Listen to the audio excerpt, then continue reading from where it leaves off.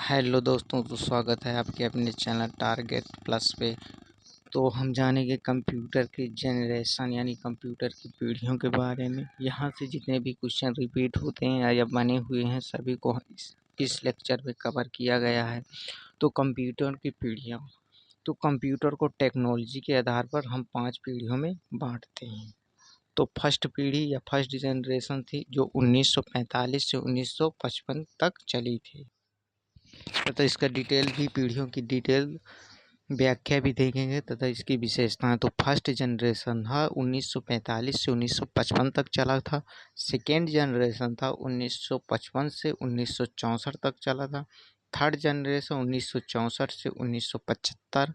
Fourth generation 1975 से 1989 और fifth generation जो 1989 से टू प्रेजेंट माने अभी वर्तमान समय तक चल रहा है। तो आइए हम देखते हैं फर्स्ट जनरेशन में क्या। तो फर्स्ट जनरेशन जो 1945 से 1955 तक चला था, ये प्रथम पीढ़ी थी।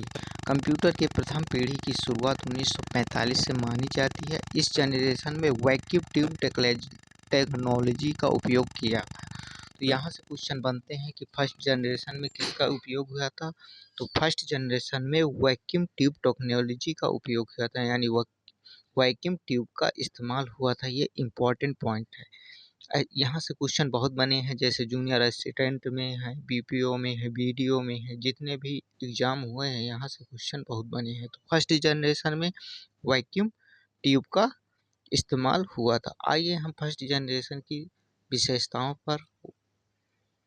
फर्स्ट जनरेशन की प्रथम पीढ़ियाँ की हम विशेषताएं देखें थे। इस पीढ़ी में निर्वात नालियों में वैक्यूम ट्यूब टेक्नोलॉजी का उपयोग हुआ था, यानी निर्वात नाली वैक्यूम ट्यूब का। यह कंप्यूटर उस समय के अनुसार बहुत अधिक गति से कैलकुलेशन करते थे। मतलब प्रथम जब शुरुआती दौर था तब अब की अपेक्षा तो बहुत कम स्लो हैं, लेकिन जब शुरुआत हुआ था तब उस समय से काफ़ी तेज काम कर रहे थे। तथा ये साइज में बहुत बड़े होते थे। ये विद्युत अधिक उपयोग करते थे, यानी बिजली ज़्यादा लगती थी, इलेक्ट्रिसिटी का यूज ज़्यादा कंडक्ट करते थे। इनको चलाना बहुत कठिन था तथा इनमें मशीनी भाषा का प्रयोग किया गया था तथा इनका रख रखाव भी कठिन था। अब रख रखाव क्यों कठिन था? क्योंकि भारी भरकम थे और ज़्यादा स्पेस लेते थे, तो इनका रख रखाव कठिन था। आइए हम देखते हैं सेकंड जनरेशन। सेकेंड जनरेशन यानी द्वितीय पीढ़ी के कंप्यूटरों में ट्रांजिशन टेक्नोलॉजी का यूज होता था। बस यही इस प्रथम पीढ़ी में क्या वैक्यूम ट्यूब आया था, दूसरी पीढ़ी में आया था ट्रांजिशन टेक्नोलॉजी। तो सेकेंड जनरेशन के कंप्यूटरों में यूज हुआ था ट्रांजिशन टेक्नोलॉजी। सेकेंड जनरेशन के कंप्यूटरों में यूज हुआ था ट्रांजिस्टर टेक्नोलॉजी। तो ये बहुत इंपॉर्टेंट पॉइंट है। इस पीढ़ी के कंप्यूटर को कार्य करने की क्षमता प्रथम पीढ़ी के कंप्यूटर से अधिक थी। मतलब जो कार्य करने की क्षमता थी तो प्रथम पीढ़ी की अपेक्षा ज़्यादा कार्य करते थे। साथ ही इनकी साइज छोटी भी हो गई, क्योंकि ट्रांजिस्टर का उपयोग होने लगा वैक्यूम ट्यूब की जगह।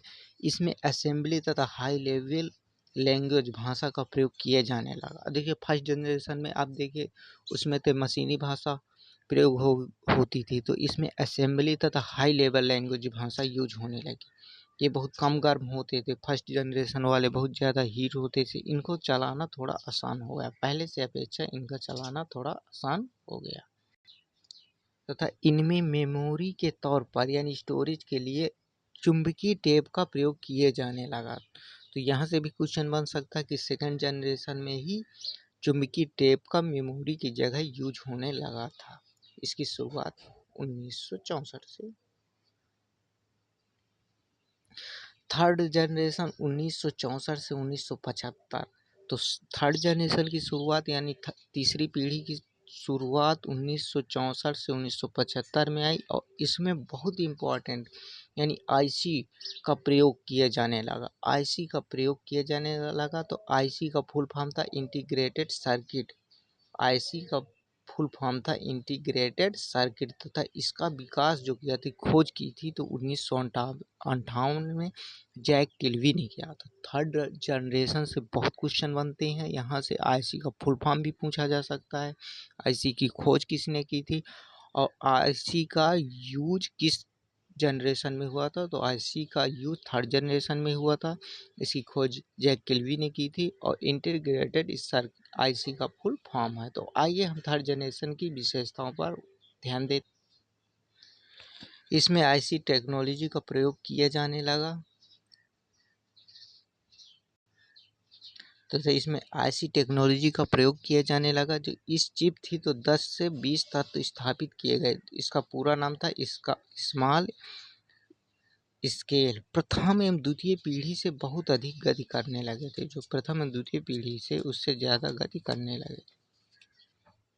यह साइज में बहुत छोटे होते थे, तीसरी थर्ड जनरेशन वाले साइज में छोटे होते थे तथा कंप्यूटर बहुत अधिक विश्वसनीय भी होते गए। जैसे जैसे पीढ़ियाँ बढ़ती गई कंप्यूटर में विकास होता।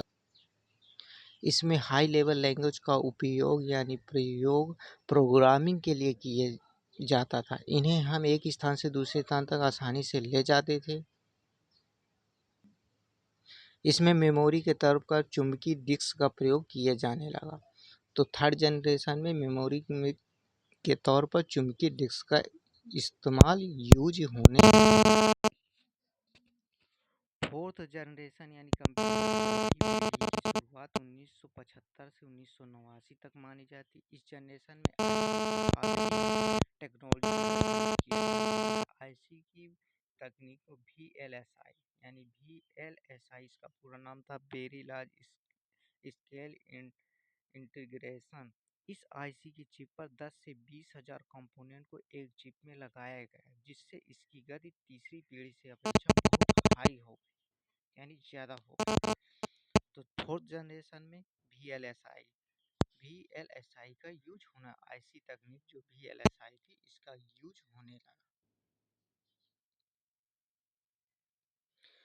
तो फोर्थ जनरेशन की कुछ विशेषताएं देखते हैं, जिसमें इसमें आईसी टेक्नोलॉजी की जगह आईसी VLSI का उपयोग होने लगा था, जिसको हम वेरी लार्ज स्केल इंटीग्रेशन कहते हैं। इस चिप में 10,000 से 20,000 एलिमेंट स्थापित होते थे। ये तीसरी पीढ़ी से बहुत अधिक ज़्यादा कार्य करने लगे थे। आइए हम यह साइज में बहुत छोटे होते थे तथा कंप्यूटर बहुत अधिक विश्वसनीय थे। इसमें हाई लेवल लैंग्वेज का प्रयोग प्रोग्रामिंग के लिए किया जाने लगा। हम एक स्थान से दूसरे स्थान पर आसानी से ले जा सकते थे। ये विद्युत का बहुत कम यूज होने लगा यानी इलेक्ट्रिसिटी बहुत कम खपत करते थे। इनका रख रखाव सरल था तथा इन्हें ऑपरेट करना सरल भी था। तो आइए हम जानते हैं फिफ्थ जनरेशन के बारे। तो फिफ्थ जनरेशन जो वर्तमान में चल रही है कंप्यूटर की पंचम पीढ़ी की शुरुआत 1989 से अब तक मानी जाती है। यदि अभी पूछा जाए कि अभी कौन सी पीढ़ी चल रही है, तो ये फिफ्थ जनरेशन यानी अभी फिफ्थ जनरेशन के कंप्यूटर आ रहे हैं। इस जनरेशन में आईसी की आधुनिक तकनीक का यूज किया। आईसी की यह तकनीक यूएलएसआई यानी VLSI की जगह में यूएलएसआई यानी ultra large scale integration use होने लगा। आईसी चिप के 10 करोड़ से अधिक कंपोनेंट को एक चिप में लगाया गया, जिस कारण से इसकी गति चौथी पीढ़ी से अपेक्षा बहुत अधिक हो गई। और सिक्स जनरेशन जब आएगा तो इसमें एआई यानी आर्टिफिशियल इंटेलिजेंस का यूज होने लगा। तो ये भविष्य की बात होगी। आइए इसकी हम फिफ्थ जनरेशन की कुछ इसकी विशेषताओं देखते हैं। इसमें आईसी टेक्नोलॉजी यूएलएसआई का यूज किया जाने लगा। इस चिप में 10 करोड़ से अधिक एलिमेंट का एक चिप में स्थापित किया गया तथा यह चौथी पीढ़ी से ज़्यादा तेज गति से कार्य करने में यह साइज में बहुत छोटे होते, जिन्हें हम गोदी या हथेली में रखकर चला सकते हैं। यह कंप्यूटर बहुत अधिक विश्वसनीय है। इसमें हाई लेवल लैंग्वेज यानी भाषा को प्रोग्राम के लिए तो इनमें यूजीआई इंटरफेस का यूज होने लगा।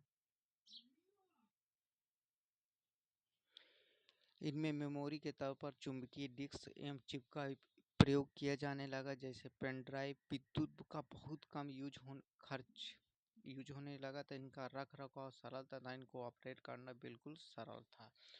तो हम ये कंप्यूटर की जनरेशन यानी पीढ़ियों के बारे में कंप्लीट वीडियो बन चुकी है, इसका हम नेक्स्ट पार्ट भी लाएंगे। तो यदि आपको अच्छा लगे तो प्लीज़ चैनल को लाइक एंड सब्सक्राइब करते चलिए, जिससे हमारा मोटिवेशन बना रहे और हम नेक्स्ट वीडियो भी लाएंगे कंप्यूटर की। तो प्लीज़ थैंक्स फॉर वॉचिंग, देखने के लिए धन्यवाद।